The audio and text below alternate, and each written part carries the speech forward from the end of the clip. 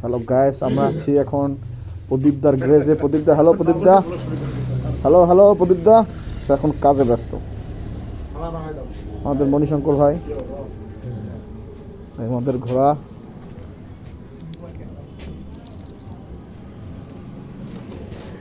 আজকে আমরা যাব শামসুর হোটেলের বট খিচুড়ি খেতে।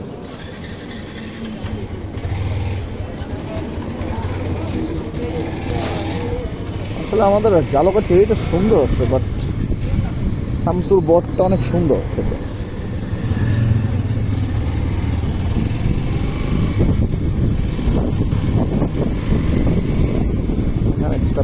একটা বিটটা দেওয়া আসলে লাগে না, বাট তবুও সরকারের যদি অযথা টাকা থাকে তাহলে কি করে।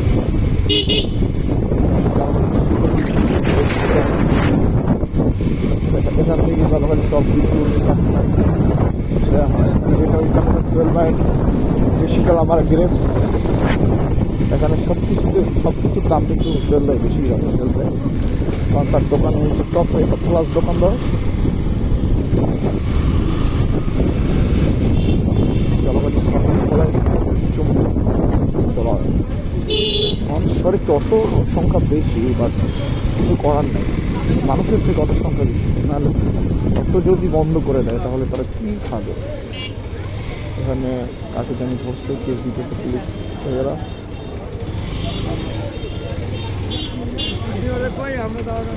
রাস্তায়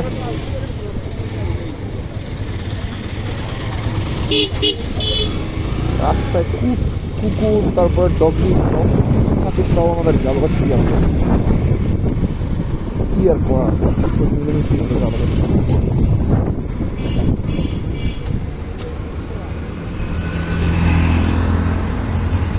মাহেন্দ্র তো আপনি কথাই নেই, মাহেন্দ্র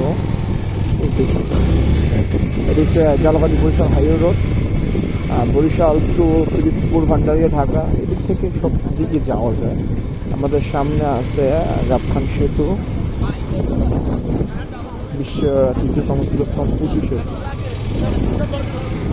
সেটা একটু পরে দেখাবো। বাট এখন আমরা যে উদ্দেশ্যে রওনা দিচ্ছি সেই উদ্দেশ্যটাকে সফল এবং বাস্তবায়ন করি। রাস্তার মধ্যে থেকে বহু বলক ছলক আসে, লাভ দিয়ে হবে গাড়ি না দেখে বুঝে যাওয়ার পক্ষে রাস্তা।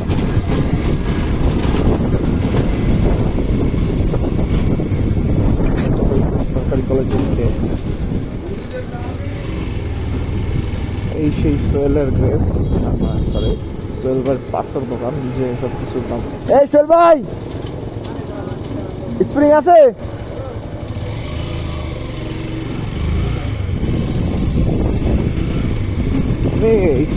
সব কিছুর দাম একটু তুলনামূলকভাবে একটু বেশি আছে, কারণ তার মালটা এই জন্য তার দামটা একটু বেশি। ওই যে কথা আছে না, জিনিস যেটা ভালো দাম তার একটু বেশি, ওনাকে দিয়ে সেটা আর কি প্রমাণিত। আমরা আবার চলে আসছি আমাদের গন্তব্যে। সেটা হয়েছে প্রদীপদার গ্রেজ। আমাদের গন্তব্য যেখান থেকে শুরু সেখান থেকে শেষ। এই সাইকেলের নাই ব্রেক।